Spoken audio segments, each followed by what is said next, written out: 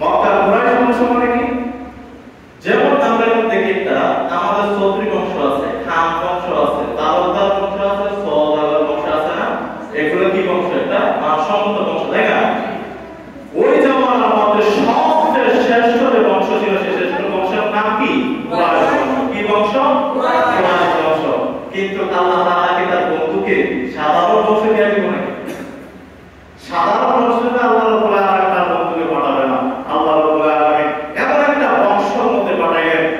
বংশধরদেরকে সমস্ত আরব মানুষের লোকেরা, সমস্ত আরবের লোকেরা, মদিনা বলেন, তায়েফ বলেন, মক্কা বলেন, সমস্ত লোকেরা যাদের উপর একই নামে বিশ্বাস স্থাপন করে, যাদেরকে সবাই ভালো মানুষ হিসাবে বিশ্বাস করে, সেই বংশের কুরাইশ বংশ আল্লাহ তাআলা বলেন, আমি তোমাকে যেমন তেমন বংশে পাঠাবো না, আমি রব্বুল আলামিন তোমার কুরাইশ বংশে পাঠাবো। সুবহানাল্লাহ। এটা আমার নবী, আল্লাহ নবীর শান। আমার আপনার নবী যখন দুনিয়াতে আসেন, আল্লাহ রাব্বুল আলামিন বলেন, জিবরাইল আমার বন্ধুকে সমস্ত রাসূলগণের যে গুণটা, সবচেয়ে ভালো যে গুণটা আছে, ওই গুণটার মধ্যে আমার নবীকে সুবাইয়া দাও। সুবহানাল্লাহ বলতে ঠিক না?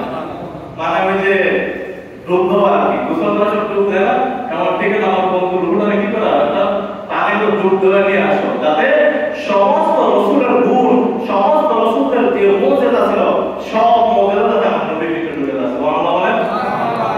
এটা হচ্ছে কার মুজিজা? আমার নবী সাল্লাল্লাহু আলাইহি ওয়াসাল্লাম।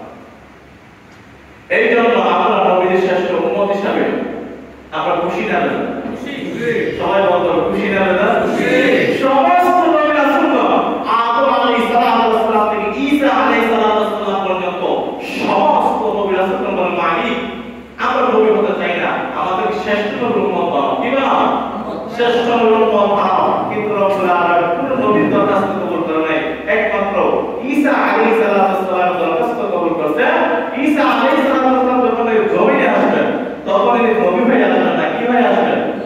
উম্মত হয়ে আসবেন। কারণ আল্লাহ নবী নিজে বলেছেন, আখাতামুন নাবিয়্যিন লা নাবিয়্যা বাদি, আমার পর নবী আসবে না। যেহেতু ঈসা আলাইহিস সালাম কিয়ামতের আগে জমিনে আসবেন, এর মানে কি হয়ে আসবেন? নবীর উম্মত হয়ে আসবেন। কথা বুঝতে পারছেন? এর মানে বুঝা গেল শ্রেষ্ঠ উম্মত হিসেবে আমরা অনেক খুশি, ঠিক না? অধিকাংশ নবী রাসূলগণ দরখাস্ত করতে, মালিক আমাকে শ্রেষ্ঠ নবীর উম্মত বানাতে বলেন, কিন্তু আপনি আমাদেরকে তাই না, আমরা কোনোদিন আল্লাহর কাছে বলছি কিনা আল্লাহ আমাদেরকে আদিল উম্মত বানান? বলছি কোনোদিন? বলি নাই। আল্লাহ তাআলা ইচ্ছা করলে আমাদেরকে গোরস্থান বানাইতে পারেন, পারতো না? আল্লাহ তাআলা ইচ্ছা করলে আমাদেরকে উট বানাইতে পারতো, আল্লাহ তাআলা ইচ্ছা করলে আমাদেরকে মাছ বানাইতে পারতো, আল্লাহ তাআলা যা ইচ্ছা আমাদেরকে তা বানাইতে পারতো। কিন্তু রব্বুল আলামিন আমাদেরকে এমন একটা মাধ্যম দিলেন, রব্বুল আলামিন না বানালেন গরু, না বানালেন বকরি, না বানালেন কিছু, একমাত্র বানালেন বান্দা। কিন্তু বান্দা বানানো তো শেষ নয়, রব্বুল আলামিন এমন একটা নবীর উম্মত বানাইছে যে নবীর উপর আর কোনো নবী নেই। সুবহানাল্লাহ। এমন একজন নবীর উম্মত বানাইছে যে নবীর উপর আর কোনো কি নেই? নবী নেই। যে নবীটা কি বাইতুল মুকাদ্দাসে গেলেন, কোথায় বলেন? বাইতুল মুকাদ্দাসে সমস্ত নবী, সব নবীকে আল্লাহ তাআলা বাইতুল মুকাদ্দাসের মধ্যে জমা করছেন। বাইতুল মুকাদ্দাসে জমা করার পর সবাই ভাবছে যে যেহেতু আদম আলাইহিস সালাম তাদের পিতা, সবার বড় কে? আদম আলাইহিস সালাম না? আজকে ইমামতি করবে না, এই আদম আলাইহিস সালাম ইমামতি করবে না। আর কারণে জাতির পিতা ইব্রাহিম আলাইহিস সালামের আজকে নামাজ পড়া হবে, কিন্তু গরিয়ার সামনে যায় না। একটা করে সমস্ত রাসূল ওনাকে বলে, উনি অন্যজনকে বলে, কেউ কি করে না সামনে যায় না। আমাদের নবী মুহাম্মদ রাসূলুল্লাহ সাল্লাল্লাহু আলাইহি ওয়াসাল্লাম সবার পিছনে ছিলেন। জিবরাইল আলাইহিস সালাম নবীজির হাত ধরে বলেন, আজকে এই জায়গার মধ্যে ইমামতি একমাত্র হকদার হলেন আমার আপনার রাসূলুল্লাহ সাল্লাল্লাহু আলাইহি ওয়াসাল্লাম। এর প্রত্যেক আমাদের নবীকে বলা হয় রাসূলদের সর্দার, সাইয়্যিদুল মুরসালিন, খাতামুন নবিয়্যিন সাল্লাল্লাহু আলাইহি ওয়াসাল্লাম। এই হলো নবীর শান এবং মর্যাদা। আসান এবং শান আমরা সর্বদাই করব, আমার বিজ্ঞান ছিল আল্লাহু আকবার। যে নবীকে আল্লাহ তাআলা বলেন, বন্ধু আমি তোমার জন্য পুরো পৃথিবীটা আল্লাহ সাথে, কার জন্য তাম পৃথিবী আল্লাহ সাথে? আমার আপনার নবীর জন্য আল্লাহ তাম পৃথিবী সুন্দর করে সাজিয়েছেন। রব্বুল আলামিন বলেন,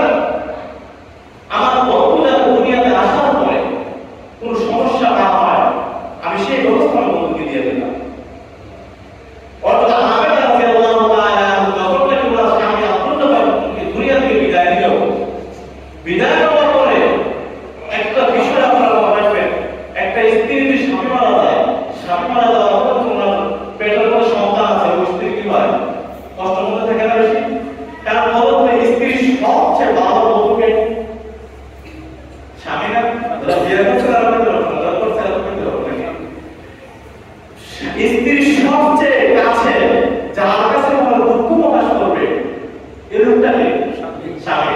কিন্তু আমেনা রাদিয়াল্লাহু তাআলা আনহা কি ছিল? স্বামী ছিল না। রাসূল জমিনে আসার আগে ওনার আব্বা থেকে বলেছে, তাহলে আমেনা কেন এত কষ্ট করবে? কিন্তু আল্লাহ রাব্বুল আলামিন আমেনাকে মর্যাদা করেছেন। ওনার সন্তান পেটে আসছে ঠিক, কিন্তু উনি অনুভব করতে পারেন নাই, ওনার পেট পর্যন্ত বড় হয় নাই। আল্লাহ তাআলা এমন ভাবে ওনাকে সেভ করে রাখছেন।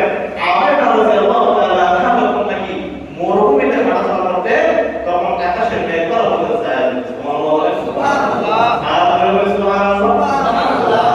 আমেনা রাদিয়াল্লাহু তাআলা আনহা যখন নাকি রাস্তা দিয়ে হাঁটতেন, রাস্তা পর্যন্ত কি হয়ে যেত? গরম হয়ে যেত, তুলতুলা হয়ে যেত, পায়ে কষ্ট না হয়।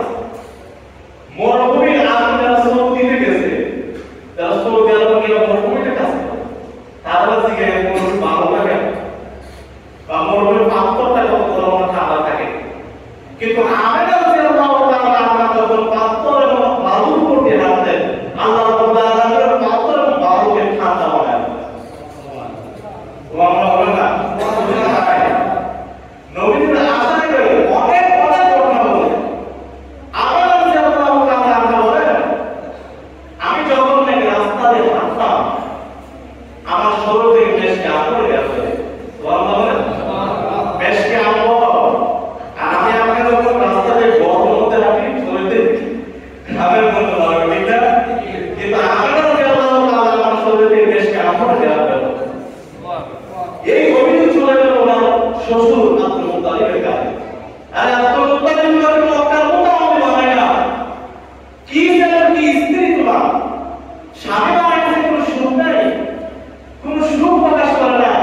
স্বামী মারা গেছে, উচিত ছিল ঘরের ভিতরে বসে থাকবে, কিন্তু আমেনা কি এমন সেন্ট ব্যবহার করে, কি এমন মেশকে আম্বার ব্যবহার করে, মক্কার মধ্যে আপনি নাই, মেশকি নাই, ওই দিকে মেশকি আসলো। আব্দুল মুত্তালিব ঘরের মধ্যে এসে আমার স্ত্রী বলে, স্ত্রী তোমার সাথে একটা পরামর্শ করতে চাই। বলো কি পরামর্শ? বলো তো। তোমার ছেলের বউ আমেনা এই যে মেশ করে স্যান্ড মাইরে রাস্তায় ঘুরে, তুমি কি একটু দেখো না? ওনার স্ত্রী বলে, আমি তো আপনার কাছে একটা কথা বলতে চাই। কি কথা বলো তো? আমেনা যখন নাকি বাথরুমে গোসল করতে যায়, বাথরুম করার পর গোসল করে আসার পরে ওই বাথরুমটা এমন মেশকে আপনার দ্বারা পরিপূর্ণ হয়ে যায়, যার কারণে আমি ওই বাথরুমে প্রবেশ করতে পারি না। এরকম বন্ধ থাকে পারফেক্ট। বন্ধ বলবেন না? বলো জানেন? হ্যাঁ, ডাক্তার তো আমাকে ডাক্তার, আমাকে আনা হলো। তাকে আমরা যেমন যখন আনা হলো, তাকে বলবো, আমেনা একটা কথা বলি তোমাকে, আমি আল্লাহ এত সম্মান করি, কিন্তু তোমার স্বামী মারা দেওয়া তো কে বলছে বলো তো? তখন উনি বলতেছেন, আব্বা যা, আমি স্যান্ড ব্যবহার করি না, কিন্তু আমি আপনাকে একটা কথা জানাই দিতে চাই। আমি আমেনা যখন তাকে গোসল করি, তখন দেখি আমার শরীর থেকে অটোমেটিক শুকিয়ে কাপড় গেলাম দরকার। তখন বলে, কি করে এলো না? আপনি আমার শরীরের পাশে আসেন, দেখেন আব্দুল মুত্তালিব আশা বলতেন ঠিক একই অবস্থা। তখন আমেনা ডাক দিল, বাবা এটা আমার কি না, রহমত না, আমার উপর বরকত না, এটা আপনার নাতি যে আমার পেটে আছে, তার সেই রহমতে আল্লাহ তাআলা আমার পুরো শরীরকে বেশ কাপড় বানায়। সুবহানাল্লাহ। এটা আমার বিশ্বাস। আমেনা রাদিয়াল্লাহু তাআলা আনহা বলেন, আমি যখন নাকি আমার সন্তান পেটে আসার আগে কূপ থেকে পানি আনতে যাই, কোথায়? কূপ থেকে পানি আনতে যাই, তখন বালতি দিয়ে কূপ থেকে পানি তোলা লাগে। কিন্তু আমার ছেলে মুহাম্মদ যখন আমার পেটে আসলো, আমি আমেনা যখন কোথায় গেলাম, কূপে গেলাম, গিয়ে দেখি কূপের পানিগুলো অটোমেটিক কূপে চলে আসছে।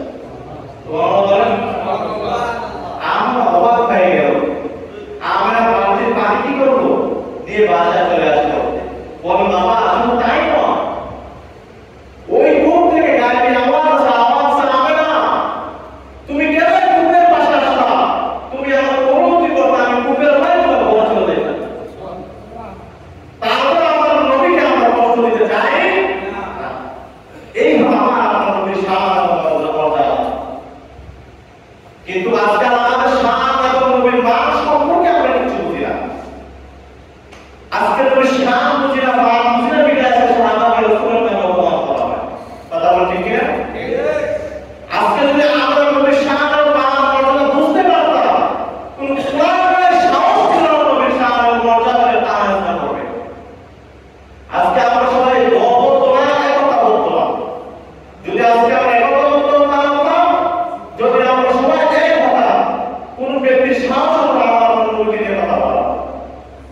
ঠিক কথা ঠিক করে সাহাবায়ে কেরামের সামনে নবীর শান ও মর্যাদা নিয়ে যে ব্যক্তি কথা বলবার বর্ণনা করে নিত তার ঈমান ছিল মজবুত, তার ঈমান ছিল পাওয়ারফুল। নবীর শানকে যে আলোচনা করবে, নবীর শান ও মর্যাদার বিরুদ্ধে যারাই কথা বলছে তাদের বর্তমান সাহাবায়ে রাখেন নাই।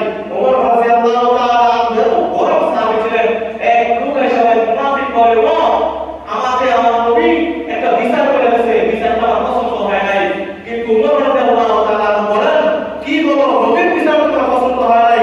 বলতে তোমার উত্তর হয় না, একটা উত্তর তার বর্তমান হয়ে গেছে। এই হলো নবীর শান। সাহাবায়েরা নবীর শান ও মর্যাদা বুঝছেন না, তারা ইসলাম গ্রহণ করতে কষ্ট করে আছে। আর আমরা মা পেট থেকে আশা করে আমরা মা পেট থেকে আশা করে আমরা কি মুসলমান, নাকি আমরা মুসলমান করে ফিরে এসেছি? খাইছেন না মুসলমান ফিরে, মুসলমান হিসেবে ফিরে গেলে বাবা লোকেরা গেছে, ঠিক না? মুসলমান হিসেবে ফিরে গেছে কাশ্মীরের মুসলমান, মুসলমান হিসেবে ফিরে গেছে আফগানিস্তানের মুসলমান। তারা জানে ইসলাম ধর্ম কি জিনিস। কোরআনের বাচ্চা দেখা এই কথা বলতেছে, এই দুনিয়ার মানুষ আজকে না খাওয়ার কারণে আমরা দুনিয়া থেকে বিদায় নিচ্ছি। আজকে মুসলমান আমাদের পাশে দাঁড়ায় না। সবচেয়ে বড় যে রাষ্ট্র আমাদের সৌদি আরবের মতো মুনাফিকরা তাদের পাশে দাঁড়ায় নাই। কোন মুসলমান যখন তাকে দাঁড়ায় না, তখন এক হাত আত্মহত্যা করে বলতেছে, হে দুনিয়ার মানুষ, আমি তোমাদেরকে সাক্ষী রেখে বলতেছি, আমি আমার আল্লাহর কাছে বিচার দেব, আমি আমার মালিকের কাছে বিচার দেব। জমিনে এত এত মুসলমান থাকার পরেও আজকে আমরা আফগানিস্তানের মানুষ না খেয়ে কে বিচার দেব বলছে? ছোট্ট বাচ্চা বলছে কথা। এবং নিজের তাদের ইমান মজবুত হওয়ার একমাত্র কারণ তার ইসলাম সম্পর্কে বুঝছে। কষ্ট ছাড়া তারা কষ্ট পেলে ইসলাম গ্রহণ করছে। আমরা যদি কষ্ট পাইতাম তাহলে আমাদের হচ্ছে একে অবস্থা ইসলাম সঙ্গে ব্যবহার করতে হবে। আচ্ছা, ভিন্ন বিষয় চলে আমি যখন কূপ থেকে চলে আসলাম, পানি পানি করার ডাক দিলে আমার পড়ার তো পানি আমি ধরে চলে যাবো। রাসূল সাল্লাল্লাহু আলাইহি ওয়াসাল্লাম যখন জমিনে আসলেন, আল্লাহ রাব্বুল আলামিন পুরো পৃথিবীকে অন্ধকার বানায় দিয়েছেন। রাসূলুল্লাহ সাল্লাল্লাহু আলাইহি ওয়াসাল্লামের সাথে সাথে আল্লাহ রাব্বুল আলামিন আন্তর্জাতিক রাসূল বলছেন পুরো পৃথিবীকে আল্লাহ তাআলা আলোকিত করেছেন। এরপরে রাসূল আস্তে আস্তে বড় হলেন, কি হলেন? বড় হলেন। এরপরে শহরের লোক গ্রাম জায়গা ভাষা শুদ্ধতার জন্য, বক্রতার জন্য, যেমন আমরা গ্রামে তো শহর জায়গা শিক্ষার জন্য আগে কি লোক ছিল শহর থেকে গ্রামে আসতো, কিন্তু আমরা এখন গ্রাম থেকে শহরে যাই। তখন ওরা তো হালিমা রাদিয়াল্লাহু তাআলা আয়েশা ওনাকে নিয়ে তওবা করা তোমার সমালোচনা করা হয়েছে। হালিমা রাদিয়াল্লাহু তাআলা ওনাকে নিয়ে গেলেন। এর ভিতরে কাহিনী আছে। নিয়ে যাওয়ার পর অনেক বরকত দেখতে পারলেন। ওনার দুপায়ে যখন ওনাকে নিয়ে ছাগল চড়াতেন, বকরি চড়াতেন, দেখলেন ওই লোক এসে ওনার বকরি ধরে কি করে চললো, ফিরে গেল। উনি তো অবাক হয়ে ভয় পেয়ে মা আর হালিমার কাছে এসে বললাম, মা আমার দুপায়ে এই মক্কা থেকে আমারটা নিয়ে আসছো, দুইজন লোক এসে আমার বকরি করে ফেললো, বকরি ছিঁড়ে ফেলছে। হালিমা ভয়ে দৌড় পায়ে গেল, গিয়ে দেখলো কি আমার সন্তানকে গাছের সাথে হেলাম দিয়ে বসে আছে। তখন বললো, মোহাম্মদ বলো তোমার কাছে কে আসছে? তখন ওই বলছেন দুইজন লোক আসছে, আসার পরে আমার বকর ছিয়া ভিতরে বরফটাকে তারা কইরা জমজম পানি দ্বারা ধুইয়া আমার জায়গায় আছে। কিন্তু ফেরেশতারা যখন বলতা ছিল চিন্তা ছিল না, কোন চিন্তা ছিল এই হাত দিয়ে আমি ইশারা দিছি আমার আগে বলা হয়ে গেছে। এই ভয় পাইয়া বলছে না যে সন্তান খেলায় যে আমার না জানে আমার কোনো চলে আসে। সাথে সাথে উনি কাকে নিয়ে গেলেন? মুহাম্মদ সাল্লাল্লাহু আলাইহি ওয়াসাল্লামকে ওনার মা আমেনার কাছে দিয়ে দিলেন। আমেনার কাছে দেওয়ার পরে আমেনাকে একটা কথা বলতে, আমেনা জানোই এই যে ছেলেটা এত সুন্দর, আমি হালিমা আর নদীপুরের সন্তানকে এত সুন্দর কাউকে দেখিনি। আমেনা রাদিয়াল্লাহু তাআলা তুমি শুধু বলছো তুমি এত সুন্দর ছেলে, আমি বলতে নাই। বলে হালিমা তুমি কি জানো তুমি কেন কথা বলতে যাও? তাই যাও কোথায় গিয়ে যাও, গ্রামে রাস্তা চক্র মানুষের কাছে গিয়ে দেখো, কিন্তু আমি না শহরে থাকি, আমি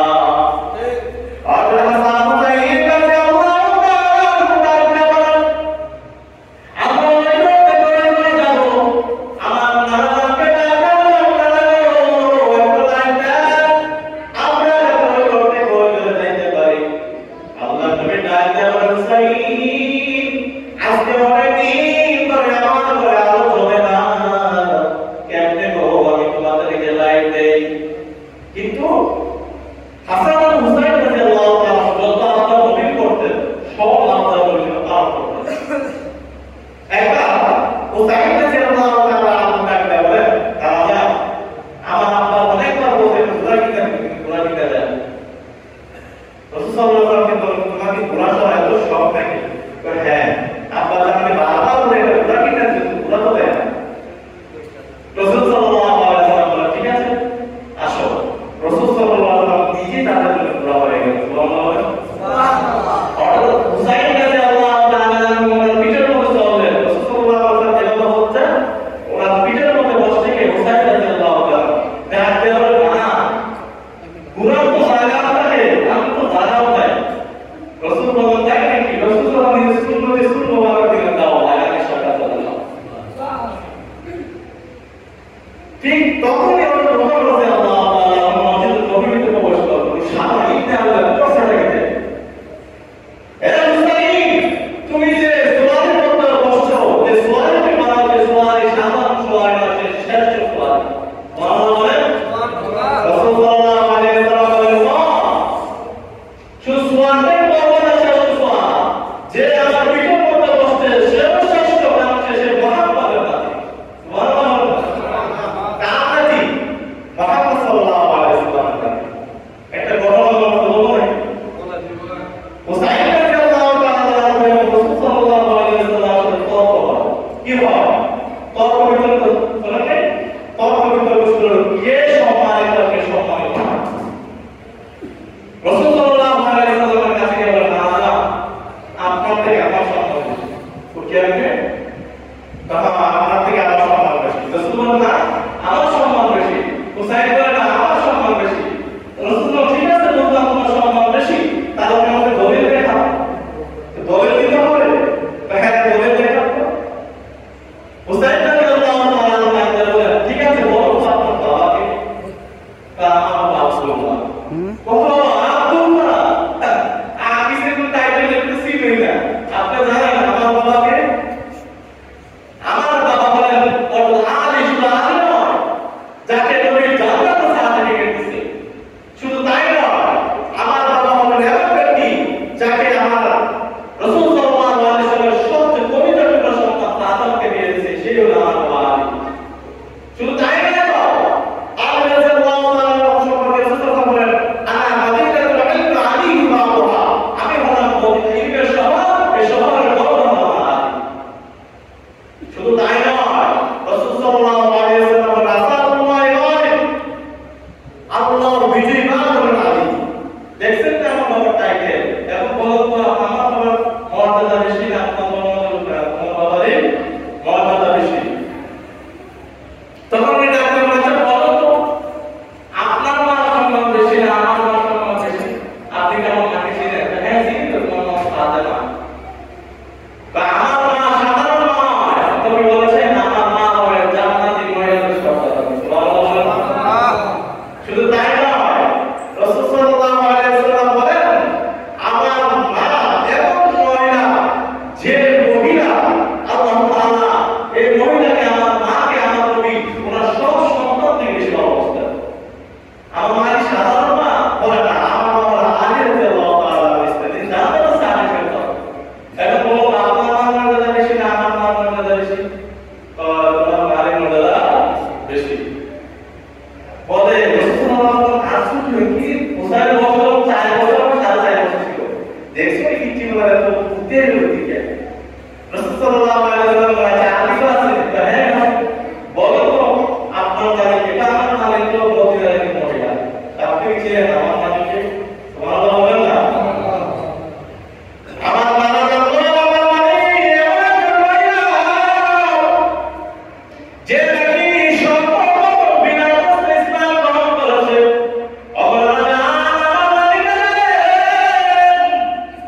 আল্লাহ রাব্বুল আলামিন পৃথিবীতে চারজন মহিলাকে শ্রেষ্ঠত্ব দান করেছেন। এমন একটা ভালো আমার নারী খাদিজাতুল কুবরা রাদিয়াল্লাহু তাআলা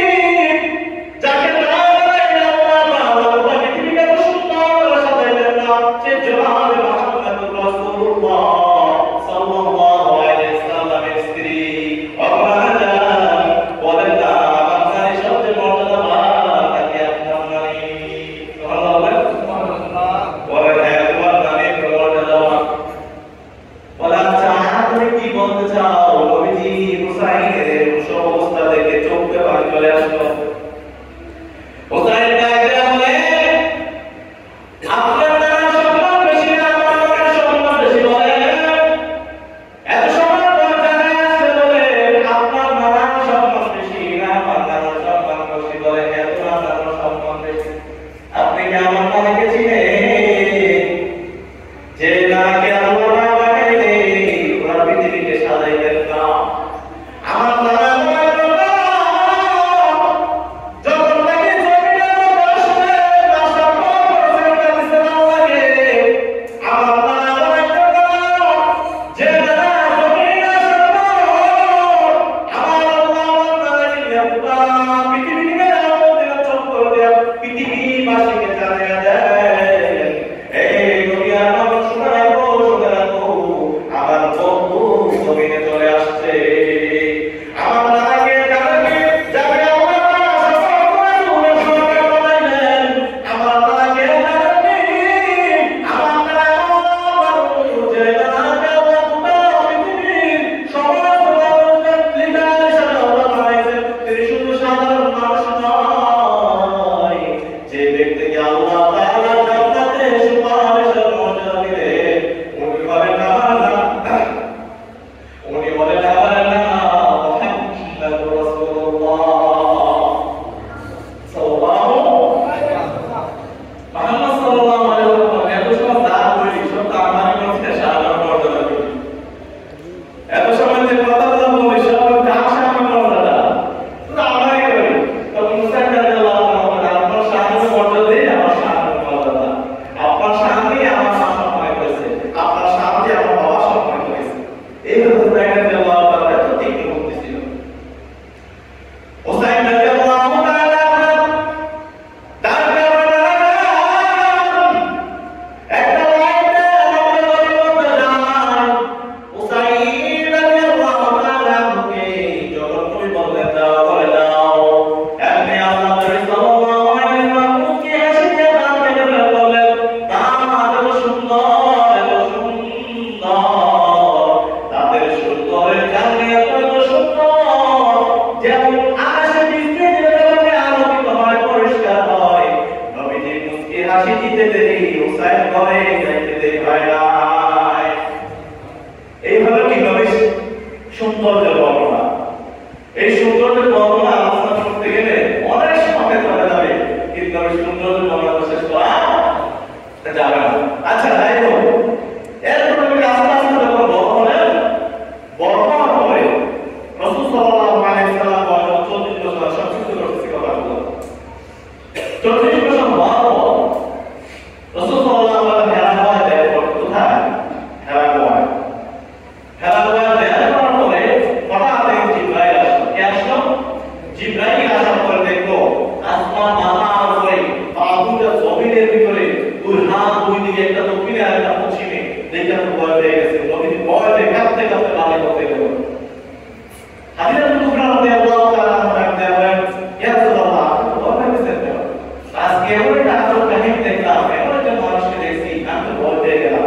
তখন হাদিসের টুকরা বলেন, আপনি এত ভালো মানুষ, আমার মনে হয় না আপনার প্রতি কেউ করবে।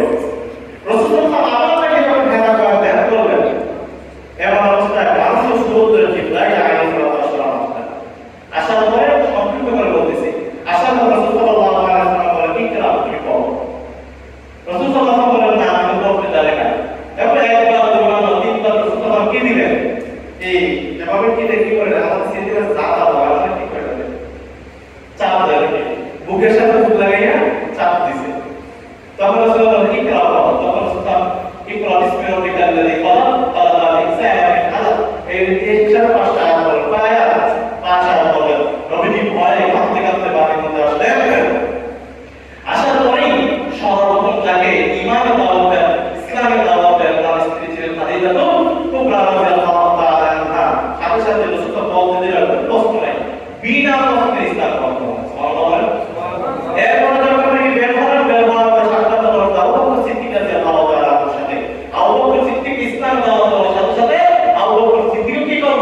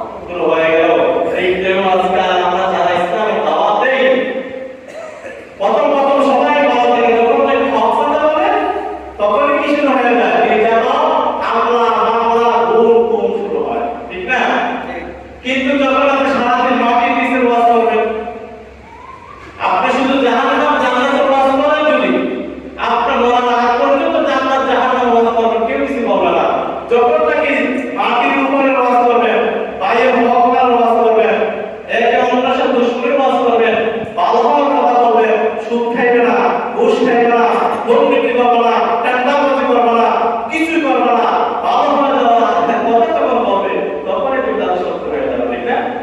কিন্তু নবী যখন কি করলেন, ইসলামের দাওয়াত দেন, সে তখন সবার বন্ধু ছিল, ইসলামের দাওয়াত দিতে দেরি, শত্রু হতে দেরি। এইভাবে যখন নাকি নবীজি কি করলেন, ইসলামের দাওয়াত শুরু করলেন, সবাই যখন রাখি হয়ে ঘুরতে চলে গেল, আল্লাহ তাআলা নবী আপনার এক মক্কা থেকে না, আপনি মক্কা থেকে ওখানে যুদ্ধ করে চলে যান। আল্লাহ নবী সাল্লাল্লাহু আলাইহি ওয়াসাল্লাম মদিনায় হিজরত উদ্দেশ্যে রওনা দেন। অধিকত আবু বকরের দরজা দিয়ে ডাকলেন, আবু বকর, আবু বকর ডাকলেন, লাব্বাইকা সালাইকা ইয়া রাসূলুল্লাহ। সাথে সাথে আবু বকর যখন নাকি ঘরের দরজাটা খুলে দেয়, আল্লাহ নবী সাল্লাল্লাহু আলাইহি ওয়াসাল্লাম ডাকলেন, আবু বকর, তুমি কি ঘুমাও না? এত রাত পর্যন্ত তুমি কেমনে সজাগ রইলা? আবু বকর ডাকলেন, ইয়া রাসূলুল্লাহ, ইয়া হাবিবাল্লাহ, আজকে থেকে প্রায় 2 বছর আগে আপনি বলেছেন আপনার হিজরতের সঙ্গী হব আমি আবু বকর। ইয়া রাসূলুল্লাহ, আপনি বলার পর থেকে আজ পর্যন্ত আমি আবু বকর ঘুমাই না। রাত যখন গভীর হয়ে যায় আমি আবু বকর ঘরের দরজা দাঁড়িয়ে থাকি। ইয়া রাসূলুল্লাহ, কেন জানেননি? যদি আপনি আয়েশা ডাকতে দেন আপনার যদি কষ্ট লাগে এই জন্য দাঁড়িয়ে থাকি। ইয়া রাসূলুল্লাহ, আপনি যখন দরজার সামনে আয়েশা ডাক দিবেন আমি আবু বকরের সাথে সাথে দরজাটা খুলে দিব। ইয়া রাসূলুল্লাহ, আমার বাবার ঘুমের সময় ঘুমে আপনার শত্রু হয়ে গেল না জানি আপনার ঘুমে পাবে সাদা। ইয়া রাসূলুল্লাহ, আপনার সেই বিপদ যাতে না আসে এই জন্য আবু বকর ঘরের দরজা দাঁড়িয়ে থাকি।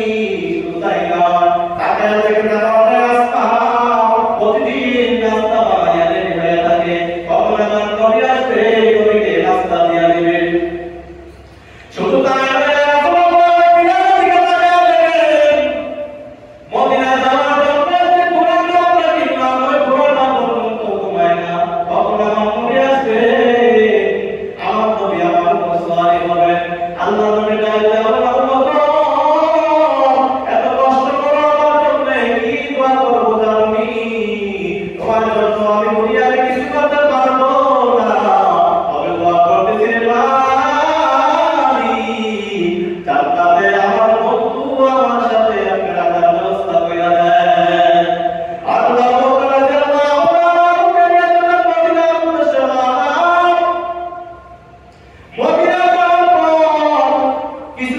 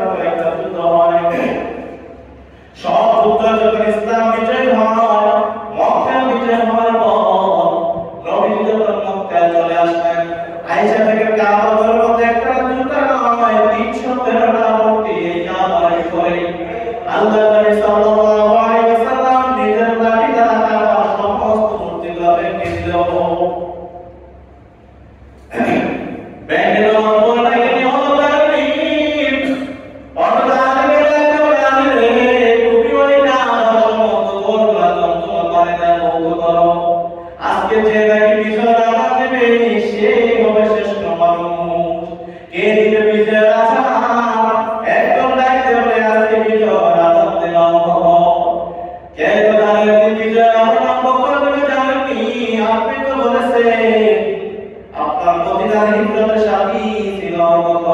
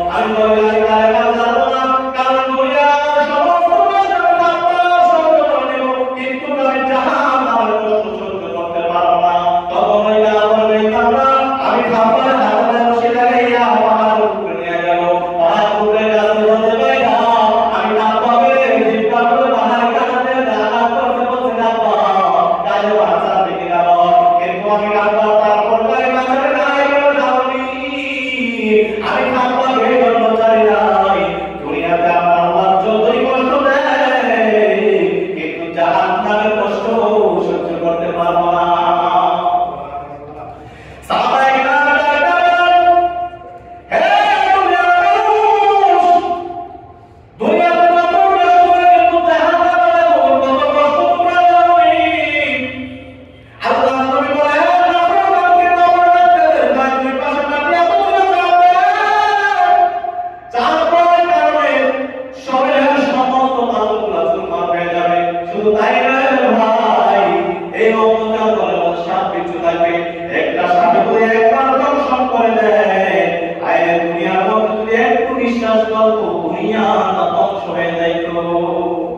কিন্তু আপনি যদি আমল হয় আমল দিয়ে আপনার শান্তি আর শান্তি আল্লাহ নবী সাল্লাল্লাহু আলাইহি ওয়াসাল্লাম বলেন ওই হাসরের ময়দানে জাহান্নাম চিৎকার করবে জাহান্নামীদেরকে আমার মুখের মধ্যে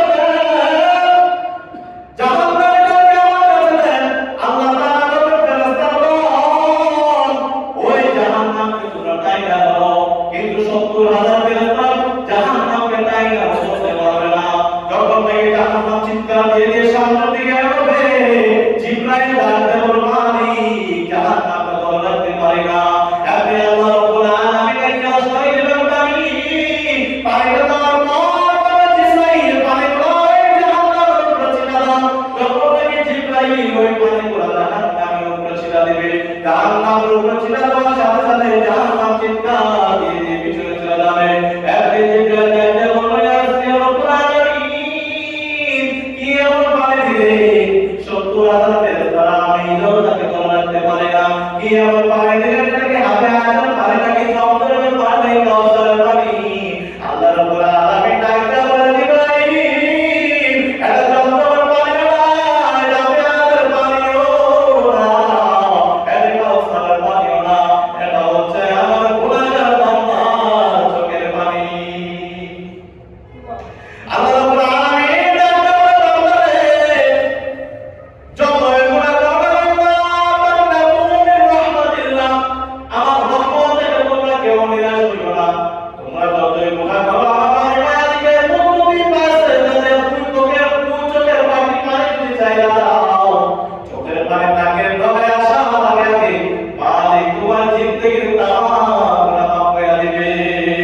শুধু তাই নয় মানুষ কেমনে আজকে আমরা নামাজ ছাইড়া দেই কিভাবে আমরা এই কাজ করতে পারি। কিছুদিন আগে আপনারা জানেন যে ওই যে কবরের প্রতিষ্ঠা নাই মদিনা আযাব রাহমাতুল্লাহি আলাইহি যখন নাকি উনি দুনিয়াতে বিদায় নেন ও বিদায় নেওয়ার পরে কিছুদিন পরে এলাকায় বন্যা হয় ১০-১৫ বছর পরে এলাকায় বন্যা হইল। বন্যা হওয়ার পর যখন নাকি নদী পার হওয়াইতে যাইতেছে ভেঙে যাওয়ার পর ওনার লাশটা যেভাবে ওই ১৫ বছর আগে যেভাবে দাফন করছে ১৫ বছর পর হুবহু এই লাশটা পাওয়া গেছে। একমাত্র নেক আমল করতে পারবেন। এখন আমরা যদি নেক আমল করতে পারি তাহলে জাহান্নাম থেকে আমরা মুক্তি পাবো ইনশাআল্লাহ। এই জন্য আমাদের কি করতে হবে? ৫ ওয়াক্ত নামাজ আদায় করতে হবে। আমরা যদি ৫ ওয়াক্ত নামাজ আদায় করে দুনিয়া থেকে যেতে পারি এবং কি প্রতিবেশীদের সাথে ভালো ব্যবহার দেখাইতে পারি, এক অন্যের প্রতি মহব্বত দেখাইতে পারি। আজকাল আমরা সবচেয়ে বেশি লক্ষ্য করে যেটা সবচেয়ে বেশি খারাপ লাগে যেটা আজকাল আমরা যুবকদের উদ্দেশ্য করে করি মুরব্বীদেরকে একদম সম্মান দেয় না।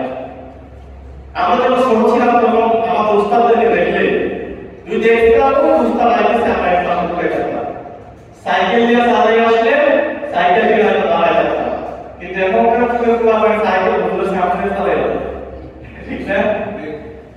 এখনকার যুবকরা আসলে মুরব্বীদের সামনে সিগারেট খায়, আর যদি ও কি করে সিগারেট খাই না তো তোমার বাসা থেকে আমি খাই ঠিক না, বাসা থেকে খায় না কাপ থেকে খায় খবর বলে গেলে তেল পাইব।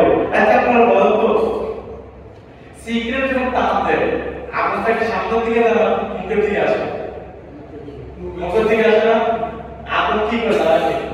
যখন টানতে দিয়ে কাছে বাড়াই দেয়, আবার টানতে কাছে বাড়াই দেয়, আগুন পায়ে আসতে বলছে না, কাজ করে একদিন পর এটা ঠিক কথা বুঝতে পারছেন?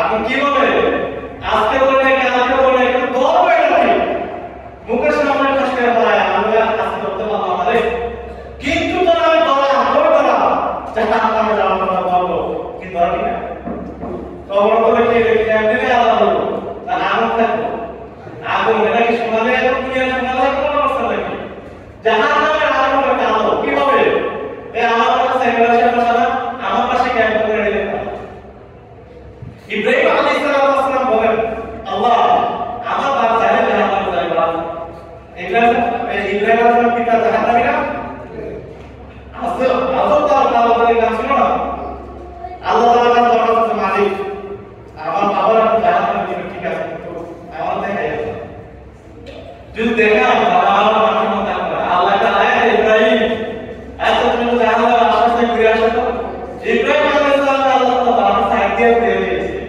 কিন্তু ইব্রাহিম বাপরে দেখেন কেন দেখেন না জাহান্নামে আগুন কি কালো আসল কি দেখবা আর যে ফেরেশতা দেখে জাহান্নাম মালিক ফেরেশতা দেন তার নামই বলে কি মাদরা ডাক দেব ফিরা দেব বাঁচাও বাঁচাও বলে ডাক দেব মালিক ফেরেশতা দেখছই তার ফিরা কমতেছে এবার বন্ধুরে ফিরা দেবে এ মালিক কি বলবে আর বন্ধুরে ফিরা দেবে কারণ স্বাভাবিক একটা ঘটনা বলে আপনাদের বাস্তব কাহিনী ছাত্র জীবনে আমরা তিনজন বন্ধু মিলে নামাজ পড়তে গিয়ে দেখছি আমাদের তিন দেবতা কজন দেবতা ছিল তিনজন দেবতা ছিল পাশে নামাজ পড়তেছে আর কি বড় আজকাল মানুষ ঢুকছে তাতে কি বেড়ে যায় ওই লোকগুলা আপনার ঢুকুর মধ্যে কি আমরা সুবহানাল্লাহ সুবহানাল্লাহ ফেলা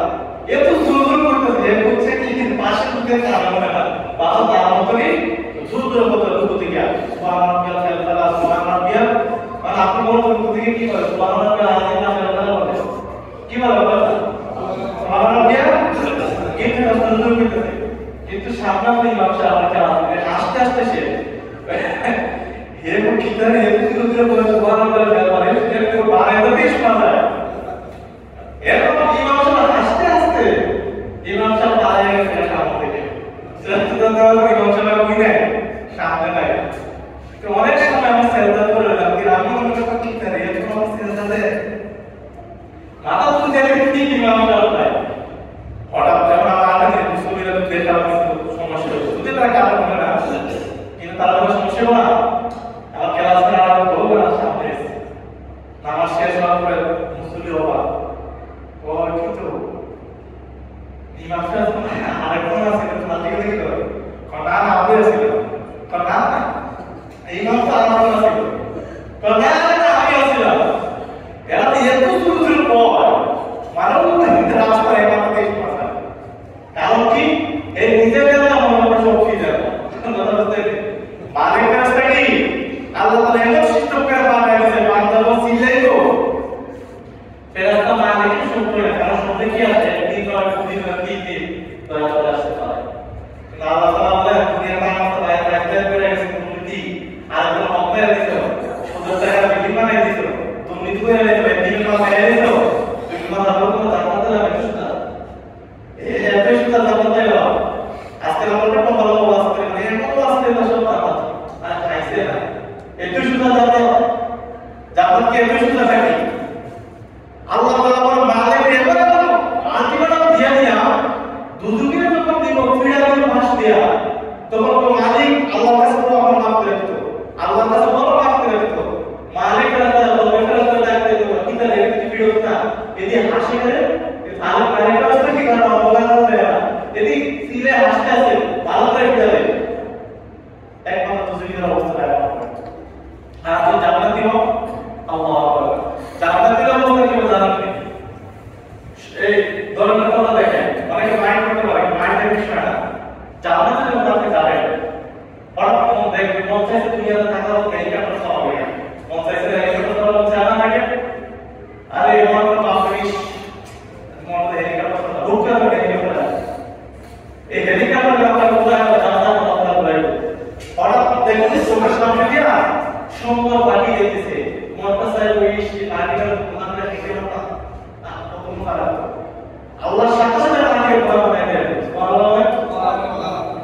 জমিনে থাকা অবস্থা অনেক স্ত্রী কাগজ কারণ না ইয়াতে করে স্ত্রীদের সুন্দর সুন্দর স্ত্রী ছবিটা আমরা রাস্তা আমাদের মজা কইব সৃষ্টি মায়েরা পবিত্র আল্লাহ তাআলা কাছে জমিনের বোমায় বানায় সুবহানাল্লাহ এইগুলো জান্নাতের অবস্থা একটা বড় তো এই জান্নাতের জায়গার কাজ আছে না হ্যাঁ তো কাজ আছে না আছে তাহলে হচ্ছে আল্লাহ তাআলা যে হুকুম আহকাম আমাদেরকে দিয়েছেন এই হুকুম আহকাম মধ্যে আমাদেরকে চলতে হবে কথা বুঝতে পারছেন এবং নবী সাল্লাল্লাহু আলাইহি ওয়াসাল্লাম জমিনে আসার পরে অনেক অনেক কষ্ট করেছেন একমাত্র উম্মতকে বাঁচানোর জন্য আল্লাহ রাসূলুল্লাহ যখন দুনিয়া থেকে বিদায় নেবেন বিদায় নেওয়ার আগ মুহূর্তে নবী অনেক অসুস্থ ছিল কিন্তু নামাজ ছাড়া রাসূল সাল্লাল্লাহু আলাইহি ওয়াসাল্লাম নামাজ ছাড়া নাই দুইজন সাহাবী তার প্রাণ করে আগে নামাজ আদায় করেছেন আজকে আপনার সামান্য অসুস্থ লেগে নামাজ পড়বেন নামাজের কি গুরুত্ব আল্লাহু আকবার এই বিষয়ে আলোচনা করব ইনশাআল্লাহ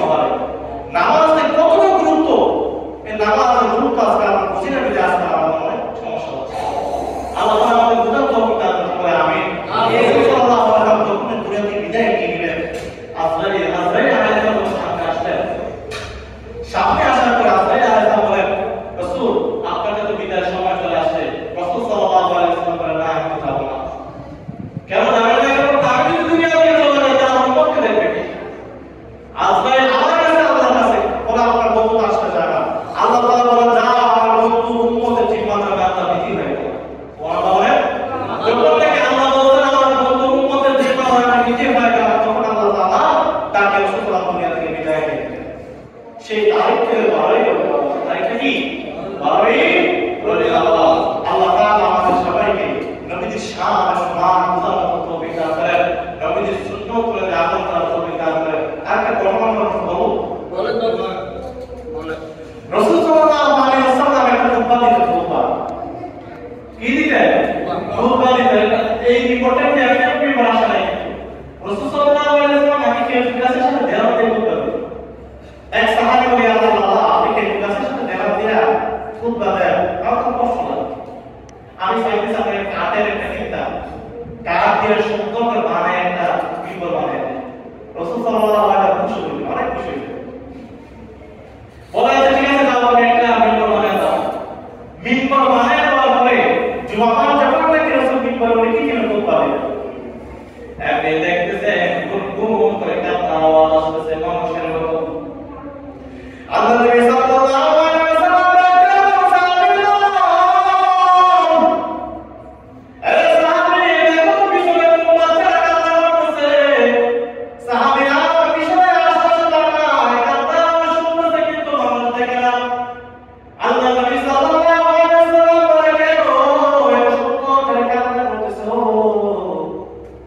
আল্লাহ